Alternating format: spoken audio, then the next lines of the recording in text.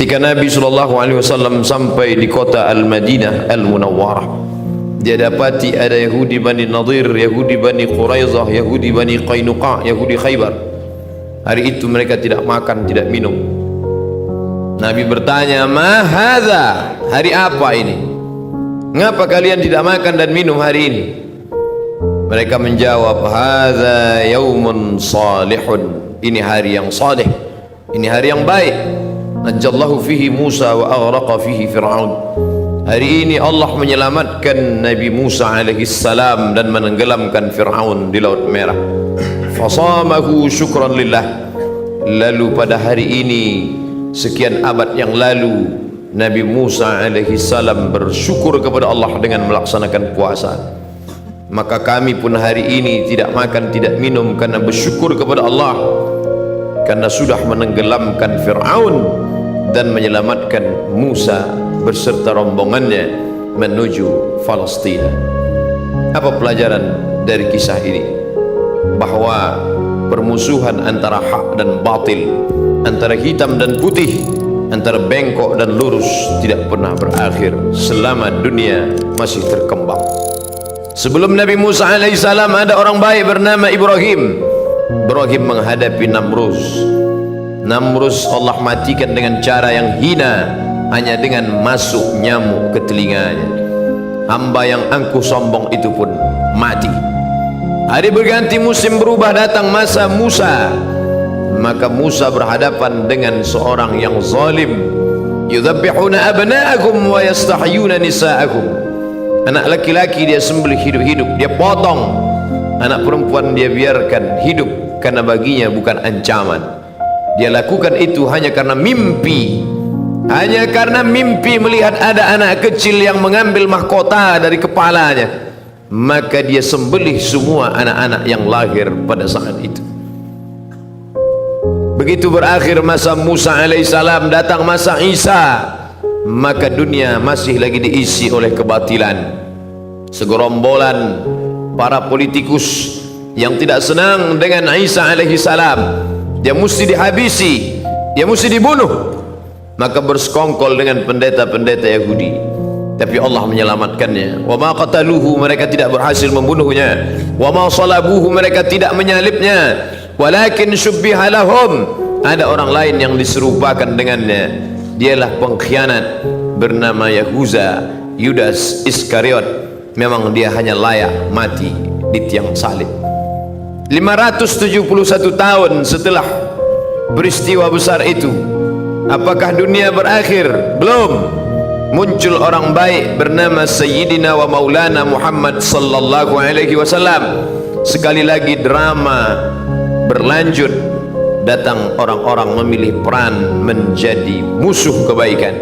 Abu Jahal, bahkan namanya tertulis dalam Al-Quran, tabbat siyada abi lahabi wa tabba ma aghna anhu maluhu, hartanya tidak bisa menolong, wa ma kasab, usahanya, bisnisnya tidak bisa membantu. Dan yang paling mengenaskan, istri yang mendampingi juga ikut bersekongkol. Wa mara'atuhu hammalatal hatab fi jidiha hablum mim masad. Berpuasa pada tanggal 10 Muharram mengingatkan kembali bahwa dunia tidak pernah sepi dari orang-orang baik, tapi juga dunia tidak pernah sunyi dari orang-orang jahat. Berani hidup di dunia, berani memilih pilihan. Wa nafsi wa ma sawaha, demi jiwa dan penciptaannya. Fa alhamaha fujuraha wa taqwaha, diberikan dua jalan, jalan fujur dan jalan takwa. Qad aflaha man zakkaha, beruntung orang yang mensucikan dirinya. Wa qad khaba man dassaha, sia-sia orang yang menodai, menistai dirinya. Menjadi suku apapun itu bukan pilihan kita. Menjadi orang Pariaman itu bukan pilihan kita. Menjadi orang Cina kita tidak pernah memilih. Tapi menjadi orang beriman, kita berada di antara dua pilihan. Alladzina amanu wa amilus salihati ulaika ashabul jannah. Orang beriman dan beramal saleh tempatnya di surga. Walladzina kafaru wa kadzdzabu biayatina, orang-orang yang kafir dan mendustakan ayat kami, ulaika ashabun nar, mereka penghuni neraka. Allah pinjamkan telinga, Allah pinjamkan mata, Allah berikan hati, Allah berikan kuasa, Allah berikan kudrat dan iradat. Semua ini barang pinjaman, sampai masanya harus dikembalikan kepada pemiliknya, dan kelak kita akan ditanya. Inna sam'a, pendengaran, wal basar, penglihatan, wal fuad, hati dan pikiran, kullu ulaika kana anhu mas'ula, semua akan disoal, semua akan ditanya. Kemana telinga kau pakai? Sudahkah kau cari kebenaran? Kemana mata kau gunakan? Sudahkah kau pandang kebenaran? Kemana hati dan pikiran kau manfaatkan? Sudah kau pilih kebenaran? Pada saat itu Musa berhasil memilih kebenaran. Pada saat itu Isa berhasil mengalahkan kebatilan. Zaman Nabi sudah terputus. La nabiyya ba'dah, tak ada satupun Nabi sesudah dia. Tidak ada lagi Nabi. Tapi pertikaian, konflik antara hak dan batil masih terus ada. Hari ini kita beramai-ramai di rumah Allah, tapi di saat yang sama ada juga orang-orang batil di tempat kebatilan.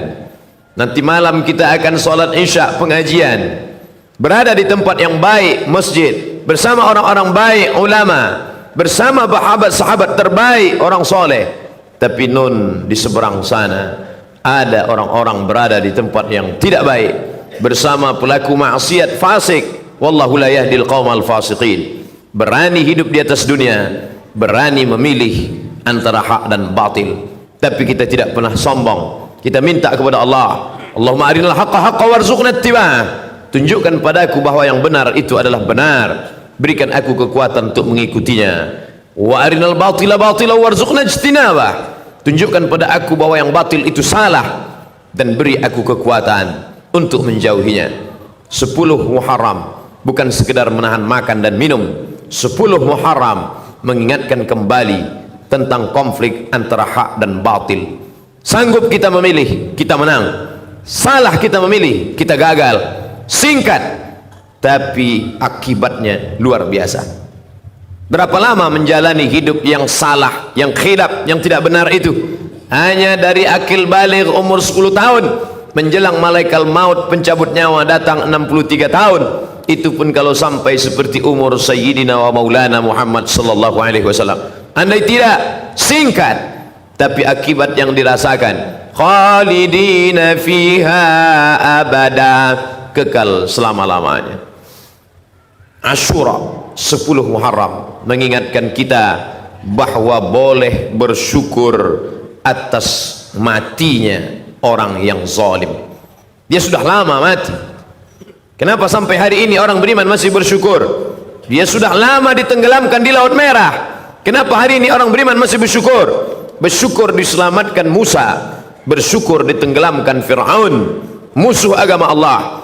Bila hari ini ada orang berkata dia tidak jahat, dia hanya khilaf, dia tidak pernah memusuhi agama Allah, dia hanya tersalah, maka orang yang bersalah itu mesti ditunjukkan kesalahannya.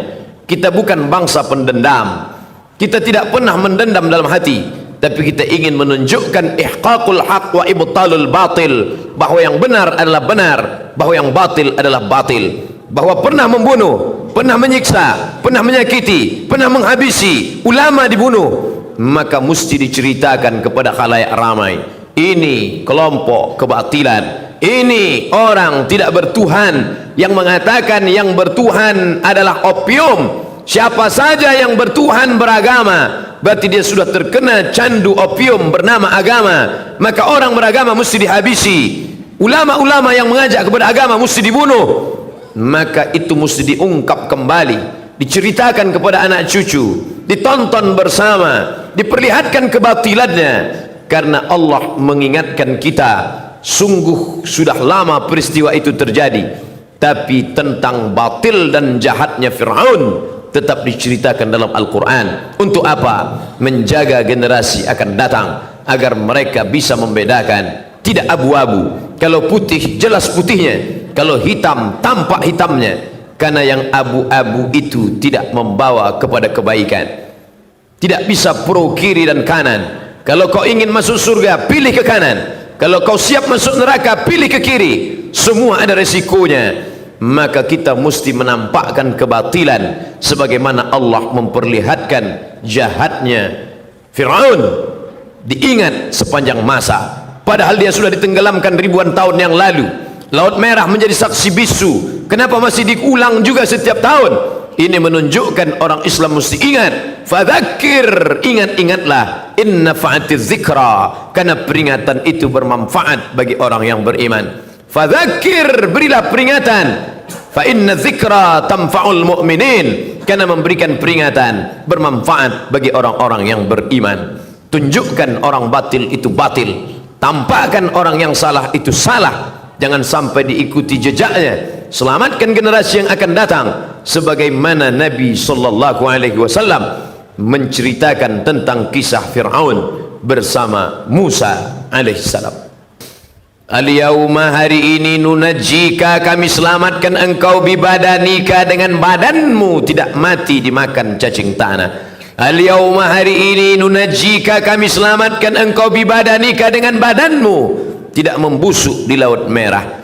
Hari ini dia terbujur kaku dalam Museum Tahrir Square di tepi sungai Nil, Kairo. Rambutnya berwarna keemasan, kulitnya kehitaman mengering ditelan masa, tapi dia tetap awet. Bagaimana membedakan dia Ramses II dengan mumi-mumi yang lain? Mana yang mumi yang mengejar Musa? Mana mumi yang tenggelam di Laut Merah? Subhanallah, Masya Allah. Dalam paru-parunya ditemukan garam. Tidak mungkin masuk garam ke dalam paru-paru, karena ketika kita minum sambil bicara, ketika air masuk dalam saluran pernapasan, kita akan tersedak. Itu kuasa Allah. Tidak mungkin air gula, air garam masuk ke dalam paru-paru. Tapi Fir'aun mati dalam keadaan sangat mengenaskan dan menyakitkan. Falamma adrakahul gharaqu, ketika dia tenggelam di Laut Merah, air itu masuk ke lubang hidungnya, masuk ke telinganya, dan yang paling menyakitkan, masuk ke saluran pernapasannya. Dia tak bisa tersedak di dalam Laut Merah. Akhirnya garam itu masuk ke paru-parunya. Ketika dibuka oleh para pakar, inilah dia orang yang mati di Laut Merah. Allah tunjukkan signal, ada tanda-tanda bergaram paru-parunya. Paru-paru yang tidak bisa dimasuki air apapun karena kuasa Allah. Tapi musuh yang satu ini disakitkan dengan sakit yang luar biasa. Mati itu adalah sakit, sampai-sampai dikatakan seperti tebasan pedang di tempat yang sama beratus kali. Sampai-sampai dikatakan seperti kambing yang dikuliti hidup-hidup. Tapi yang menyakitkan di atas sakit dialami oleh Fir'aun, maka dia merasakan kematian itu. Akhirnya yang berkuasa, yang zalim itu mati juga. Yang kaya mati, yang miskin mati. Yang ganteng mati, yang jelek, yang buruk juga mati. Yang pernah berkuasa sehebat Fir'aun, hari ini tegak kekuasaannya dalam bentuk piramid, satu di antara 7 keajaiban dunia. Sampai saat ini tak terpecahkan bagaimana menyusun batu-batu besar yang beratnya mencapai 2 ton, tapi bisa dibangun dengan simetris. Ada 3 lubang makam di dalam. Bahkan ada yang ketika saat tertentu masuk cahaya matahari, ruang yang gelap dalam piramid terang benderang. Sungguh mereka pernah hidup dalam masa kejayaan. Tiang-tiangnya yang besar, mereka tidak membuat cor, mereka tidak membuat tiang dari semen, tapi bukit yang mereka pahat. Wa tanhituna minal jibali buyuta, ada di antara mereka yang sanggup memahat bukit menjadi rumah. Prancis tertarik melihat tiang yang besar itu. Mereka bawa kapal membawa tiang besar dari Mesir menuju Paris, Prancis. Sampai hari ini mereka tegakkan di tengah kota Paris. Apa maknanya? Generasi belakangan tertarik dengan peninggalan-peninggalan Fir'aun. Tapi itu semua hanya sebagai saksi sejarah bahwa orang yang zalim berkuasa itu pada akhirnya mati. Ibrahim meninggal, Namrus mati. Musa meninggal dunia, Fir'aun mati. Isa diangkat oleh Allah ke tempat kemuliaan. Herodes, pendeta-pendeta Yahudi yang bersekongkol dengan tentara Romawi, mati. Muhammad sallallahu alaihi wasallam meninggal dalam husnul khatimah. Fir'aun, Abu Jahal, Abu Lahab, semuanya juga mati. Harimau mati meninggalkan belang, gajah mati meninggalkan gading, manusia mati meninggalkan nama, nama yang baik atau nama yang buruk. Goreskanlah dengan tinta emas, bukan karena ingin dikenang sepanjang masa, tapi hanya ingin agar ketika nama-nama orang baik masuk ke dalam surga yang dijanjikan Allah, wasiqal ladzina taqau ilal jannati zumara, ketika orang-orang bertakwa itu digiring masuk ke dalam surga, Allah sampaikan salam untuk mereka. Malaikat membacakan salam itu, salamun qaulam mir rabbir rahim, selamat untuk kalian, bukan dari presiden, bukan dari gubernur, mir rabbir rahim, dari Rabb yang maha pengasih lagi maha penyayang. Saat itu mereka diundang dengan undangan kebaikan, dengan undangan kelembutan. Ya ayyatuhan nafsul mutmainnah, wahai jiwa yang tenang, irji'i, kembalilah. Hari ini kau berada di perantauan, sampai masanya kembali ke kampung halaman. Irji'i ila rabbiki, kembali kepada Tuhanmu. Radiyatan mardiyah, jiwamu dalam keadaan ridha, Allah pun ridha terhadap dirimu. Hari ini kau katakan raditu billahi rabba, aku ridha Allah sebagai Rabbku, wa bil islami dina, aku ridha Islam agamaku, wa bi Muhammadin nabiyya wa rasula, aku ridha Muhammad nabi dan rasulku, wa bil Qur'ani imama, aku ridha Quran sebagai pembimbing imam pemimpinku. Tapi Allah belum tentu ridha kepadamu. Tapi bila kau istiqamah memilih jalan Musa, jalan Isa, jalan Muhammad sallallahu alaihi wasallam, kau akan dipanggil dalam keadaan radiyatan mardiyah. Fadkhuli fi ibadi, masuklah dalam golongan hamba-hambaku. Fadkhuli jannati, masuklah ke dalam surgaku. Hari itu kau tak merasakan kesakitan. A'adatu li ibadiyas salihin, aku sediakan, aku siapkan kepada hamba-hambaku yang saleh. Mala a'yunun ra'at, tak pernah dilihat mata, wala udhunun sami'at, tak pernah didengar telinga, wala khatara ala qalbi bashar, tak pernah terlintas di hati manusia. Berapapun usia yang dititipkan Allah, selama hayat di kandung badan, selama ruh masih berada dalam jasad, selama jantung masih berdetak, selama darah masih mengalir, selama masih dipompakan nafas oleh paru-paru, beramal soleh menjadi tujuan. Tapi puncak dari segalanya adalah ilahi anta maqsudi, engkau yang kumaksud, bukan surgamu, bukan takut nerakamu. Ilahi anta maqsudi wa ridhaka matlubi, ridhamu yang kucari. Karena ketika dapat ridha, surga sudah di tangan. Kalau masuk surga belum tentu memperoleh ridha. Allah bertanya kepada mereka yang di surga, madza turidun, apa yang kalian inginkan? Semua menjawab ridhaka. Maka kita meminta, Allahumma inna nas'aluka ridhaka wal jannah wa na'udzubika min sakhatika wan nar. Hidup mengikuti Fir'aun silakan, hidup ikut gaya Namrus tak ada larangan, hidup mau ikut gaya Abu Jahal, Abu Lahab silakan. Tangan terbuka bebas, semua akan diminta tanggung jawab. Tangan mencincang, bahu memikul. Mana yang berbuat, dia yang akan menerima resiko. Life is take risk, hidup adalah berani mengambil resiko. Isma syi'ta, hidup sesukamu. Fa innaka mayyit, tapi ingat, kau akan jadi mayat, kau akan jadi bangkai. Tapi kau tidak selesai sekedar dijepit tanah. Kau punya roh yang akan diminta tanggung jawab di hadapan Allah. Kelak semua akan ditanya. Siapkanlah diri menjawab pertanyaan itu.